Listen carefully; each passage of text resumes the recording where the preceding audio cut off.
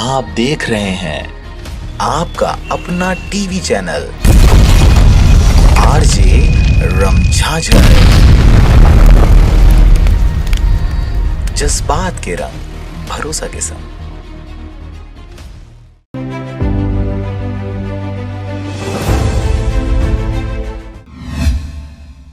छत्तीसगढ़ की कांग्रेसी सरकार वैसे तो किसान आंदोलन का समर्थन करते हुए अपने इरादे किसान हितैषी बताने की कोशिश कर रही है और अपने प्रचार प्रसार के माध्यमों के अनुसार भी किसान हितैषी ही दिखाई देती है, परंतु वर्तमान में पूरे प्रदेश में हो रहे धान खरीदी केंद्रों में समस्याओं की जिम्मेदारी से अपना हाथ खींचते नजर आ रहे हैं।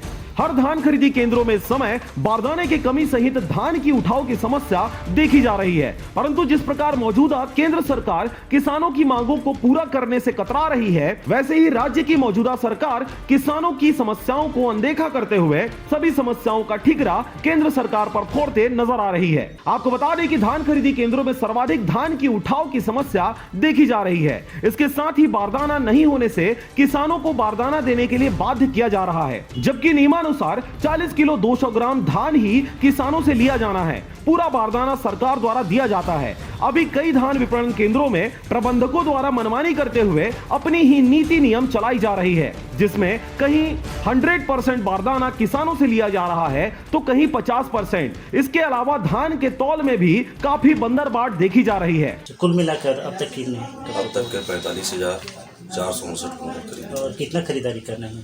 खरीदी तो लगभग 80,000 कुंटल जाएगी जी। परिवहन की भी व्यवस्था कैसी है? परिवहन तो बहुत ही नगण्य है, थोड़ा बहुत मिलर में उठा है और 4,100 टीओ कटा है। तो ये परेशानी क्या रही है उठाव में? उठाव की ही परेशानी है और बारदाना की कमी जी। बारदाना कब तक व्यवस्था हो पाएगी या ऐसे कुछ 2-4 रोज के बाद मतलब?